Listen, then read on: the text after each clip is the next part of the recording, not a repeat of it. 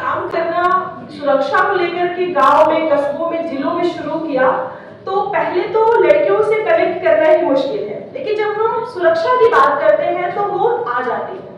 लेकिन आज का माहौल ये है कि यादव की बस्ती, दलित की बस्ती, ठकुराइन की बस्ती, पता नहीं किसने बस्तियों में हम लोग बटे हैं और आज हम आमने सामने भी होना पसंद नहीं करते।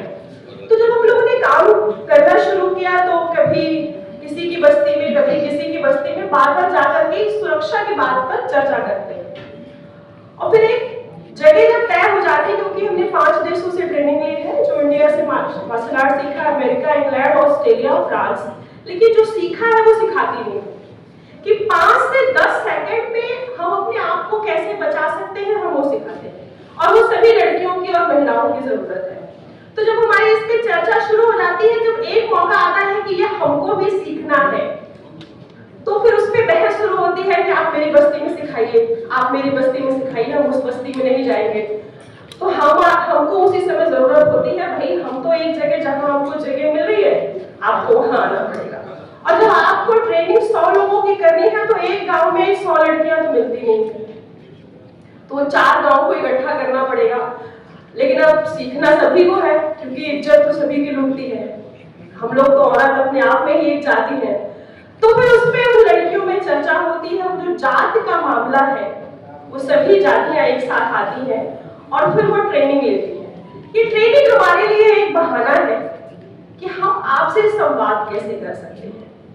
जब ये संवाद शुरू होता है तब वो जो जातिगत भेद है, जो हम लोग लगातार अभी आज चर्चा कर रहे हैं, और बहुत सारे जाति के कारण, धर्म के कारण हम ही सबसे पहले आहुति चढ़ते हैं।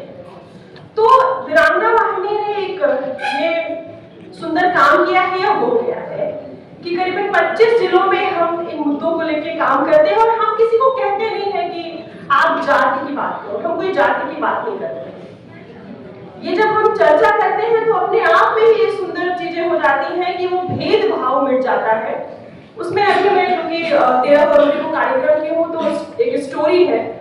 हमारे वहाँ की टीम जो है सीतापुर गई और एक गांव में मीटिंग कर रही थी। 6 बज गया था शाम का, क्योंकि फरवरी में छोटा दिन होता है, तो शाम हो गई थी। तो एक तरफ दलित की बस्ती थी और एक तरफ ओबीसी और एक तरफ ठाकुर की बस्ती।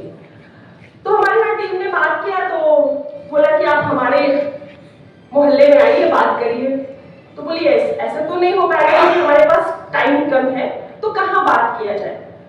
तो फिर ये तय हुआ तीनों बस्तियों में कि अम्बेडकर जी की मूर्ति लगी थी, वहां पे चर्चा शुरू हुई। तो सारे लोग आ गए, तो स्त्रियां बात ही कर रही थी, तो कुछ ज्यादा दिमागदार के पुरुषों का दिमाग ज्यादा तेज चलता है, माफ करिएगा, निगेटिव। तब तक एक सज्जन आए, और क्योंकि हम लोग सरोजिनी नायडू जी का जन्म दिवस मनाते हैं, उसी दिन राष्ट्रीय महिला दिवस होता है, तो हम उनकी बात बता रहे थे। तब तक एक पुरुष सज्जन आए, तो उन्होंने कहा कि सरोजिनी नायडू जी ने दलित महिलाओं के लिए क्या किया है। तो हमारे वहां के जो लीडर थे वो शांत हो गए। जो बाकी महिलाएं थी उन्होंने कहा ये तो सिर्फ महिला की बात कर रही है, तुम जात कहाँ ला रहे हो। ये वो गांव की लड़कियों ने और महिलाओं ने कहा कि इसीलिए तुमको नहीं बुलाते हैं, तुम जबरदस्ती घुस आते हो, बाहर जाओ।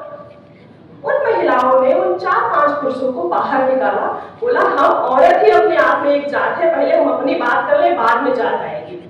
तो ये काम अभी हम लोग उत्तर प्रदेश में कर रहे हैं, और 13 फरवरी को करीबन 25 जिलों से हम लोग जो डेल्स काम कर रहे हैं, लेकिन पूरे उत्तर प्रदेश से 5000 लड़कियां आई थी इस सम्मेलन में। हमारा फोकस 3 है, निर्णय, नेतृत्व, निर्माण।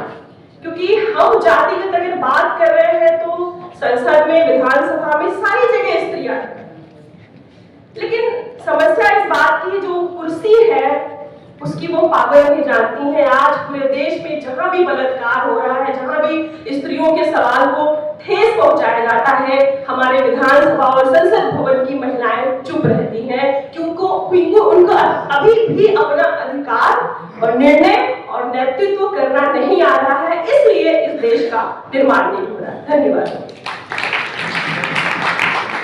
About how caste and class and various things have interplayed into the life of a queer person. and I myself is identified as a some language person, and I'm very proud of it. But when it comes about caste, because I'm not Brahmin, I myself is a OBC person. I don't know how to identify myself like that. But yeah, I'm not Brahmin. I've always struggled seeing like how people from the upper caste have been privileged throughout their lives. And whether it is been about education or accessing, you know, even the basic infrastructure facilities being provided by the government, anywhere, anytime. But yeah, that's not the point. I just will take just 2 minutes.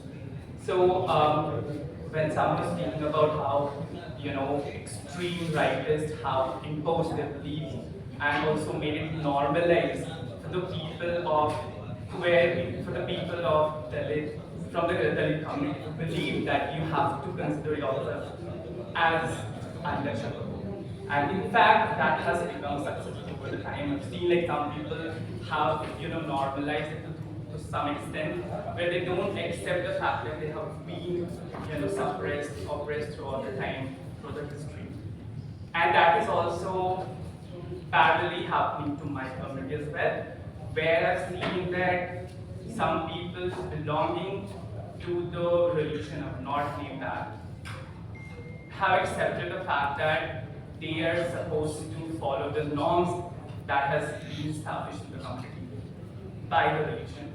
I myself, like my family would have, pushed me to accept the fact and live through it by hiding yourself at the background and then do whatever the thing that you want to do.